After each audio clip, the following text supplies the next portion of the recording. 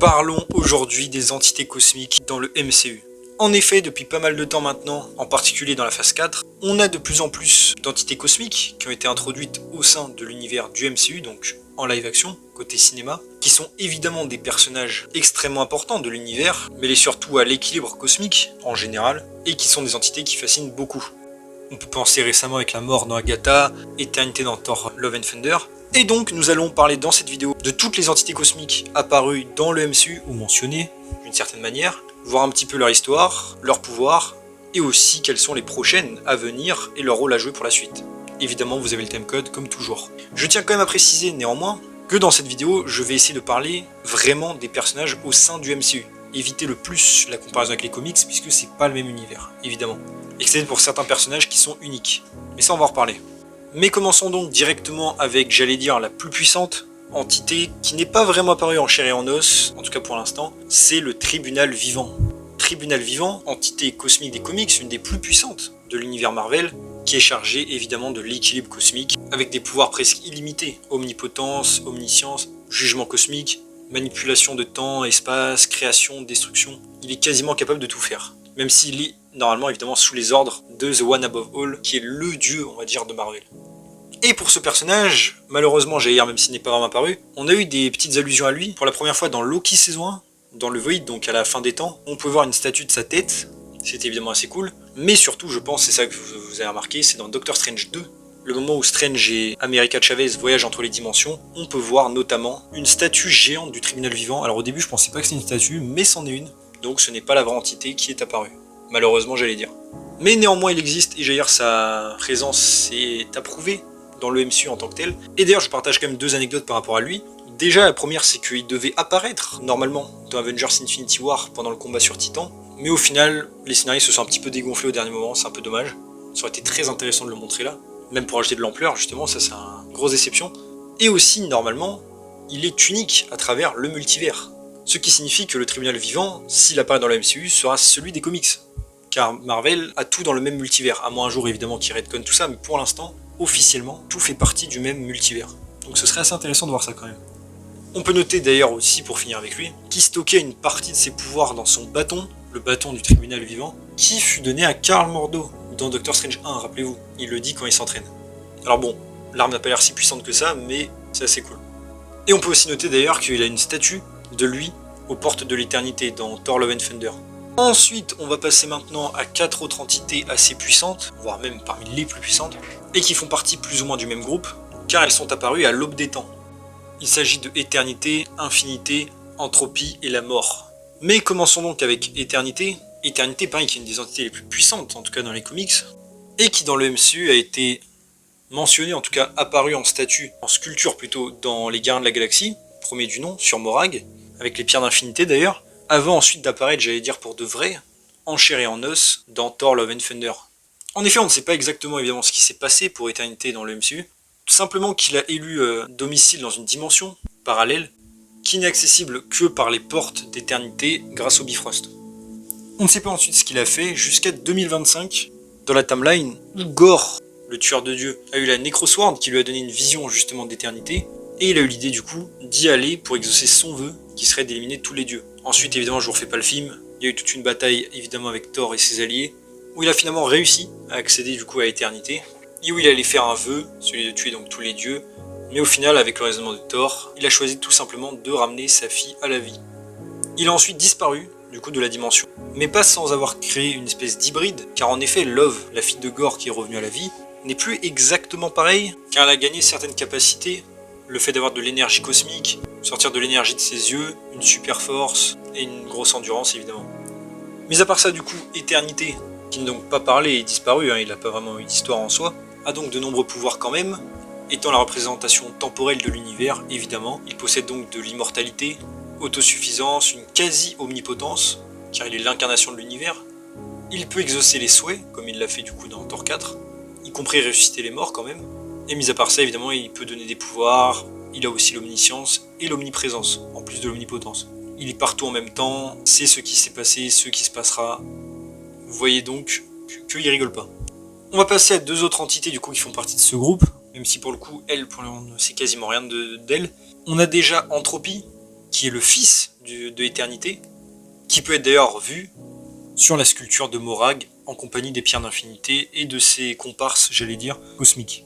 Malheureusement, c'est tout ce qu'on a pour l'instant sur lui, en tout cas comme je dis dans le MCU, car dans les comics, il est l'incarnation de la désorganisation cosmique, qui peut désordonner tout, faire des décadences, détériorer la réalité, créer des catastrophes, l'annihilation, manipuler l'énergie, la matière, il peut détruire d'autres entités cosmiques, donc c'est pas mal.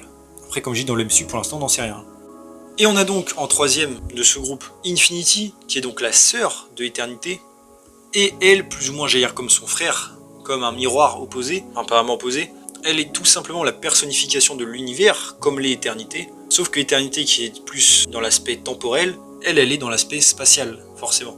Mis à part ça, du coup, on n'a pas vraiment d'informations sur elle dans le MCU, excepté qu'elle est apparue donc encore une fois sur Morag avec les pierres d'infinité en sculpture, et pour le coup a aussi eu une statue dans Thor Love and Thunder dans les portes de l'éternité. En comics, évidemment, ses pouvoirs comportent l'omnipotence, la manipulation de la réalité, création ou destruction. Elle peut représenter aussi des concepts tels que l'absence, le vide absolu, ou l'éternité, évidemment. Et elle est donc, évidemment, une espèce de partenaire pour Éternité, en espérant peut-être la voir un jour dans le MCU. Pour de vrai, je veux dire, en chair en os. On passe ensuite à la quatrième, j'allais dire, membre de ce groupe que je gardais, et qui est vraiment apparu pour le coup récemment. Il s'agit tout simplement de la Mort. La Mort, évidemment, bon, j'ai pas besoin de préciser, je pense, son rôle, vu son nom, qui fait partie donc de ce groupe. Et elle, pour le coup, elle a une histoire quand même plus étoffée grâce à la série Agatha. Déjà, elle est apparue dans le MCU à l'origine dans les Guerres de la Galaxie, encore une fois sur Morag et en compagnie des autres entités. Elle est apparue ensuite dans Thor Love and Thunder, avec sa propre statue aux portes de l'éternité. On peut aussi penser forcément à la mention de Thanos dans Avengers 1, enfin, de son serviteur plutôt, qui était évidemment une référence à la mort à l'époque. Mais son histoire, j'allais dire, principale au sein du MCU pour l'instant, c'est sa relation avec Agatha Harkness. En effet, on ne sait pas comment pour l'instant, les deux se sont rencontrés à une époque et sont tombées amoureuses, l'une de l'autre. A priori, c'est surtout parce que Agatha laissait beaucoup de cadavres dans son sillage, ce qui faisait plaisir forcément à la Mort. Mort qui entre-temps avait plus ou moins pris l'apparence d'une sorcière, la sorcière verte, qui est aussi affiliée à la Terre évidemment et à l'existence, la vie et la mort forcément, et qui a pris le nom de Rio Vidal. Ensuite, Agatha a eu son fils, Nicolas Scratch, qui était supposé mourir dès sa naissance, ce à quoi Rio Vidal, donc la mort, a accordé un petit peu de temps, 6 ans pour être tout à fait précis, où elle est revenue donc prendre son dû, c'est-à-dire le fils de Agatha, ce qui a marqué ensuite une profonde séparation entre les deux, forcément, Agatha lui en voulant et se plongeant de plus en plus dans la magie noire. Ensuite, on ne sait pas vraiment ce qui s'est passé avec la mort, depuis tout ce temps, jusqu'à ce qu'elle revienne du coup en fin 2026 dans la timeline du MCU, pour libérer Agatha de son sort, le sortilège lancé par la sorcière rouge, et elle voulait régler leur compte, toujours attachée à Agatha, mais en même temps voulant la tuer, car elle lui échappe depuis très longtemps. Ensuite, évidemment, bon, je vous passe toutes les péripéties. Elle a fait équipe avec Agatha et son couvent dans la route des sorcières, et était là en fait surtout pour récupérer Billy Maximoff qui a échappé à la mort, ce qui a créé un déséquilibre cosmique lors de sa résurrection, et Agatha et la mort qui va donc récupérer son dû. Ce qui finit par une confrontation du coup avec Agatha et Billy Maximoff, et qui finit aussi du coup par la mort de Agatha, ainsi d'ailleurs que 2 autres membres de son couvent, son sabbat plutôt, avec qui elle faisait équipe. Agatha étant morte et l'équilibre étant restauré, la mort laisse partir Billy Maximoff et s'en va, vaquer à ses occupations. Ensuite, par rapport à sa personnalité, car pour le coup, elle, on en a une, puisque c'est un personnage quand même beaucoup plus développé et qu'on a vu plus de temps, la mort évidemment, bien que cherchant l'équilibre cosmique et ne pouvant réellement intervenir normalement, on peut noter que dans le MCU, ses émotions sont quand même importantes. Évidemment parce qu'elle déjà elle a de l'amour pour Agatha Harkness, bon même si dans les comics la mort a aussi de l'amour, hein, mais voilà. On peut voir qu'elle est aussi en quête de vengeance, sur Agatha en particulier, un petit peu agressive, manipulatrice aussi, impatiente, mais elle montre aussi ce qui semble être des regrets par rapport à ce qu'elle a fait avec Agatha, en particulier avoir pris son fils même si c'était obligatoire, et comme je l'ai dit, toujours de l'affection pour Agatha malgré tout. Donc ça c'est intéressant de voir qu'une entité pareille puisse avoir des émotions aussi humaines, j'allais dire. Personnellement c'est vrai que ça m'avait un petit peu déçu, mais bon, c'était quand même plutôt bien traité, surtout à la fin. Et au niveau de ses pouvoirs, évidemment, bon là pour le coup, c'est assez logique, elle est l'incarnation de la mort. Elle a donc forcément force surhumaine, durabilité, agilité, l'immortalité. En tant que mort, évidemment, elle ne peut pas être détruite ni mourir. Elle peut l'éviter, elle a une quasi-omnipotence, elle peut changer de forme, se téléporter dans l'au-delà, manipuler les âmes, créer des portails. Elle a aussi de la télépathie, on l'a vu faire avec Agatha dans son sort, de la télékinésie, bouger les objets à distance, immunité évidemment à l'absorption des pouvoirs d'Agatha, la guérison, elle peut guérir les gens aussi, En l'occurrence, elle a léché la main d'Agatha, ce qui l'a cicatrisé sa coupure. Mais elle a aussi des pouvoirs magiques, de la sorcellerie en général, j'allais dire classique que les autres ont. Elle a la magie de la terre, en tant que première sorcière verte, et une manipulation élémentaire en général, terre, feu, eau et air. Manipuler les plantes, la météo. Elle peut techniquement tuer des gens, elle a tué Agatha en l'embrassant quand même. Et manipuler aussi évidemment la génétique des gens, la décomposition, tout ça des corps. Mis à part ça, elle a d'autres compétences, hein. Très intelligente, elle sait se battre, c'est quand même pas mal. Donc comme vous le voyez, c'est une entité évidemment extrêmement puissante et impossible à détruire. Et c'est sans doute d'ailleurs l'entité la plus développée qu'on ait eue dans le MCU, donc ça fait vraiment plaisir. Personnellement, je trouve quand même qu'elle arrive un petit peu tard, mais bon, c'est pas très grave. Et pour l'anecdote aussi, un autre personnage était appelé Mort dans le MCU, il s'agit de Alveus, Hive, le premier inhumain, qui apparaît dans Agent of Shield, qui était évidemment montré comme une menace totale, et qui était donc pris pour la mort en personne, alors qu'en fait non, au final. D'ailleurs, moi-même, lors de sa première apparition, j'ai vraiment cru que c'était la mort vu son apparence. En tout cas, hâte de revoir la mort, et on en reparlera à la fin de la vidéo. Ensuite, passons à un groupe d'entités cosmiques, j'allais dire, et très important évidemment pour l'univers, les Célestes. Célestes du coup qui ont été introduits pour la première fois dans les Gardiens de la Galaxie, avec une apparition en hologramme, ainsi que évidemment une tête coupée, avant de revenir ensuite dans Eternals, j'allais dire pour de vrai cette fois-ci avec des dialogues, avec évidemment Arishem, et d'autres groupes évidemment de Célestes, Tiamut qui était censé être celui de la Terre par exemple, Nowhere forcément qui avait sa tête coupée, Eson qui avait la pierre du pouvoir à un moment donné, mais surtout un qui est censé être une entité cosmique, et qui est représenté comme tel avec sa propre statue aux portes de l'éternité, c'est le One Above All, mais attention, pas celui des comics, je parle le dieu évidemment de Marvel, non, je parle du chef des Célestes qui s'appelle aussi One Above All, et qui comme je l'ai dit donc apparaît en statue dans Thor 4, montré donc comme le leader, même si après dans les films on parle plus comme d'Arishem en tant que leader. Donc bon, on ne sait pas évidemment ce qu'il est devenu, mais il reste une entité cosmique, ainsi d'ailleurs que tout le groupe des Célestes. Même si là je ne vais pas forcément m'attarder beaucoup dessus, car j'ai une vidéo dédiée, une des plus vues de ma chaîne d'ailleurs, je vous remercie, où je parle vraiment de leur histoire en général, et chacun évidemment.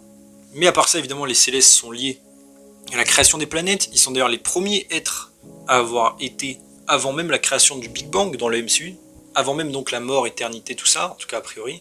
Et ils sont donc chargés de l'équilibre de la vie dans l'univers, avec, comme j'ai dit, la création de planètes, création de vie, mais aussi création de célestes à travers le noyau de certaines planètes, tout ça pour l'équilibre cosmique, évidemment. D'ailleurs, on peut noter d'autres célestes qui sont apparus dans Thor 4, au passage, j'ai fait oublier, à Omnipotence City. Et on peut penser d'ailleurs à un que j'ai fait oublier, entre guillemets, c'est Ego, la planète vivante, évidemment, des Gardiens de la Galaxie 2, le père de Star-Lord, qui est aussi une espèce d'hybride de céleste, mais pas vraiment un céleste à part entière. C'est un céleste un peu différent. Mais encore une fois, j'ai une vidéo dédiée évidemment à lui. Lui évidemment peut recouvrir les planètes de sa matière et se répandre, j'allais dire, à travers l'univers. Création de planètes aussi, évidemment, de matière, d'énergie. Ensuite, on peut passer évidemment à un autre groupe que vous connaissez bien, et j'ai hier surtout mis en avant dans What If, même si bon là je parle pas vraiment MCU, terre du MCU, c'est les Watchers, les gardiens si vous préférez, qui sont évidemment les observateurs du multivers Marvel en général. Ils sont juste là pour ne pas interférer et regarder ce qui se passe. Pour le coup, le Watcher donc, enfin les Watchers, on en a vu pas mal apparaître, déjà dans les Gardiens de la Galaxie 2, parlant avec Stan Lee d'ailleurs, qui a priori en est un aussi d'ailleurs. Vous étiez donc sur une planète à discuter. Il y en a un qui est réapparu évidemment dans I Am Groot, c'était Uatu d'ailleurs le gardien, on va dire le principal, qui apparaissait là-bas. On peut penser aussi à la statue aux portes de l'éternité dans Thor Love and Thunder, en compagnie des autres entités cosmiques, et évidemment du coup dans What If, où là pour le coup on suit pas mal le point de vue, j'allais dire, du Watcher. D'ailleurs, au passage, petite précision, je ne parle pas évidemment d'X-Men 97, même si un Watcher est apparu, tout simplement parce que ce n'est pas le même. Ça ne fait pas partie du MCU du tout. Et même au niveau GR du multivers, c'est très éloigné. Un des créateurs de la série d'ailleurs l'a dit. Donc voilà, je tenais juste à préciser. Pour le coup, What If, j'en parle plus parce que c'est quand même pas mal lié au MCU, dans le sens où les réalités évidemment ressemblent beaucoup. Et donc les Watchers, comme j'ai dit, qui sont censés être juste là pour regarder les événements à travers l'univers, même en comics, c'est toujours comme ça, mais qui malgré tout peuvent interférer, comme l'a fait Uatu d'ailleurs, et ça montrait aussi qu'il avait pas mal de pouvoir. Évidemment une force et une durabilité surhumaine, après s'être battu avec Thanos avec les pierres d'infinité quand même, une vitesse surhumaine, agilité, endurance, réflexe, facteur de guérison, immortalité, car normalement il peut pas mourir de base, voler, de l'omniscience, des voyages dimensionnels à travers le multivers, téléportation, création de portails, voyage dans le temps, invisibilité, intangibilité, manipulation de sa taille, de l'énergie cosmique, champ de force, télékinésie, il peut aussi d'ailleurs se créer des uniformes, enfin en tout cas il a de l'équipement je veux dire pour se battre. Bref, évidemment ce sont des créatures assez puissantes, même si sur le principe, comme je l'ai dit, elles ne peuvent pas faire grand chose puisqu'elles sont censées juste regarder. Et enfin, j'allais dire une autre entité qui pour le coup, on ne sait rien dessus en tout cas dans le MCU, qui est néanmoins pareil avec sa statue aux portes de l'éternité. Il s'agit de Eon, ou Eon comme vous préférez, une entité qui est en fait le fils aussi de l'éternité, et qui nomme des protecteurs de l'univers tels que Khazar avec les bandes quantiques, en tout cas dans les comics, avant d'être remplacé par Epoch. Et il est aussi le gardien de la connaissance cosmique, associé au temps en général. En fait, il est plus ou moins l'espèce d'entité de l'évolution, évolution en général, et pareil, normalement il a des pouvoirs de maintien d'ordre cosmique, l'énergie cosmique forcément, omniscience, création de portails, manipulation du temps, immortalité, etc. Même si évidemment il est forcément moins fort que ses potes. Donc assez intéressant d'avoir une statue de lui, ça signifie donc qu'il existe dans le MCU, après comme j'ai dit on l'a jamais vu, et en soi on n'en parle pas vraiment en tant que tel. Je me demande d'ailleurs si un jour ils l'utiliseront pour introduire Khazar, ça pourrait être cool. Mais voilà, techniquement, on a fait le tour des entités cosmiques. Alors oui, vous allez me dire peut-être que j'en ai oublié certains. On peut penser peut-être à Aliod, Dormammu, qui sont évidemment des entités dimensionnelles très puissantes, mais qui ne sont pas réellement des entités cosmiques au sens, j'allais dire, on l'entend. Pareil aussi pour Mephisto d'ailleurs, hein, techniquement. On peut le compter à moitié, mais après, lui, pareil, il n'est pas encore apparu dans le MCU. Enfin, mentionné, mais pas apparu. Il le sera d'ailleurs dans Ironheart, je vous le rappelle. Ça va être assez intéressant. Et j'ai pas parlé non plus des espèces de dieux. Dieux comme Zeus, Odin, évidemment, les mythologies. Les Loa aussi qu'on voyait dans Cloak and Dagger, c'est pas vraiment des entités cosmiques au sens propre, donc voilà pourquoi je ne les ai pas mis évidemment. On peut penser aussi, c'est vrai, à Galactus. Galactus du coup qui sera introduit dans le film 4 Fantastiques, qui sortira l'année prochaine. Cependant lui pareil, le problème c'est que j'aimerais bien en parler, mais pour l'instant on n'a aucune info, excepté j'ai dire qu'il aura un design assez comics accurate, qu'il aura le surfeur d'argent, et qu'il s'attaquera à la Terre pour certaines raisons, en tout cas d'après les leaks. Mais à part le fait qu'il va apparaître, je ne peux rien dire de plus. Et à part ça, GR, vous connaissez un peu les comics, forcément je pense, par rapport au personnage. Le seul truc que j'allais dire vraiment intéressant peut-être et nouveau, c'est que selon les rumeurs, c'est pas avéré hein, mais possible, ce Galactus serait une espèce d'entité multiverselle, il n'y en aurait qu'un par univers. Enfin en tout cas que un dans l'univers des 4 Fantastiques, et il n'y en aurait pas dans le MCU. D'ailleurs, je rappelle encore une fois que ce Galactus fera pas partie du MCU au sens propre. En tout cas, il sera pas dans l'univers du MCU, car les 4 Fantastiques se passent sur une Terre parallèle. Je le rappelle. Mais donc passons maintenant à quelques théories, j'allais dire, pour la suite. En effet, quel avenir pour les entités cosmiques, avec l'approche en particulier évidemment de Avengers Doomsday Secret Wars, forcément, j'en verrai bien certaines jouent un rôle.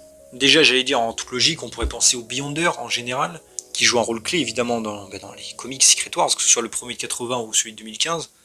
Entités extrêmement puissantes, hein, d'ailleurs, qui ont battu le tribunal vivant quand même. Et pour ça, pareil, à l'époque, il y avait quand même des rumeurs un peu en vrac. Certaines disaient que ce serait un variant de Kang, qui serait le Beyonder, ou qui allait l'absorber. Mais honnêtement, je commence à voir mal ce personnage, enfin ces personnages, ça dépend de quelle histoire ils font, apparaître dans Avengers Doomsday. À moins, encore une fois, qu'ils y soient et que Fatalis absorbe leur pouvoir comme dans les comics.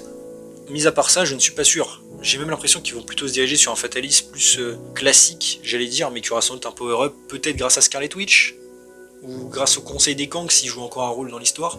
Vous voyez, je verrais plus ce délire-là que les Beyonder. Après, rien à écarter, hein, évidemment, et ce serait très cool, hein, je serais le premier surpris, et content de les avoir. En entité, on peut penser aussi, évidemment, à le tribunal vivant, qui pourrait apparaître dans Secret Wars, hein. Moi je pense que ce serait un bon endroit, tout simplement dû à l'équilibre, entre guillemets, de l'univers et du multivers, puisque les terres vont rentrer sans doute en collision, et créer des incursions à droite à gauche. En toute logique, le tribunal vivant devrait mêler, j'allais dire, à l'affaire. Raison de plus peut-être pour aller Beyonder, pour que Fatalis puisse peut-être l'affronter éventuellement, ça pourrait être cool. Mais j'espère une apparition, et encore une fois, peut-être dommage de ne pas l'avoir mis à l'époque dans Infinity War. Ça aurait été, le bon moment, je pense, pour l'introduire. Galactus, bon, on en a parlé, hein, déjà qu'il sera dans les 4 Fantastiques. Il peut peut-être revenir plus tard dans le MCU pour d'autres trucs. Pourquoi pas un Fatalis qui absorberait ses pouvoirs, comme il le fait d'ailleurs dans le Secret Wars des années 80. Ça pourrait être cool en vrai, vu le délire multiversel. Il y en a d'autres que j'aimerais bien revoir, comme Éternité par exemple, qu'on n'a pas vraiment vu en action. Si l'équilibre de l'univers est bouleversé, ce serait bien qu'il intervienne. Et vu qu'on l'a déjà vu en chair en os, ça me paraît très logique qu'il revienne. Rio Vidal aussi, donc la mort, forcément, elle reviendra, hein. Il y a déjà des rumeurs qui disent qu'elle reviendra, ça me paraît assez sûr. Elle, pour le coup, je la vois plus continuer l'arc, entre guillemets, WandaVision, plus que Multivers, avec techniquement son retour dans la série, peut-être Vision Quest, vu que Tommy est ressuscité, le frère de Billy. En toute logique, la mort a de nouveau été, l'équilibre a été déséquilibré avec sa résurrection. Peut-être que la mort, du coup, va les poursuivre. C'est ce qui apparemment était prévu en scène post-crédit, mais c'est plus le cas. Et j'imagine bien de toute façon une confrontation à un moment donné avec Scarlet Witch, même si techniquement elle pourrait rien faire contre elle normalement, mais j'imagine bien au moins une rencontre entre les deux. Ça semble se diriger vers ce côté-là. Et ce serait intéressant, après évidemment je serais chaud de voir la mort interagir avec d'autres morceaux du MCU. On peut penser à Deadpool aussi, peut-être plus tard, s'il intègre définitivement, j'allais dire, le MCU. Ce genre de choses. Les Célestes, évidemment, que j'aimerais beaucoup revoir. Un des trucs qui m'ont le plus plu depuis la phase 4 du MCU et que j'aimerais beaucoup revoir. Malheureusement, comme j'ai dit, ça semble un peu mort, en tout cas pour l'instant, car Eternals 2 n'est pas la priorité, on le sait. Marvel veut se concentrer sur d'autres projets, malheureusement, j'allais dire, mais c'est comme ça. Après, peut-être un retour éventuel, pareil, je les imaginerais bien dans Secret Wars, en vrai, pour donner de l'ampleur au combat et à l'effondrement de l'univers.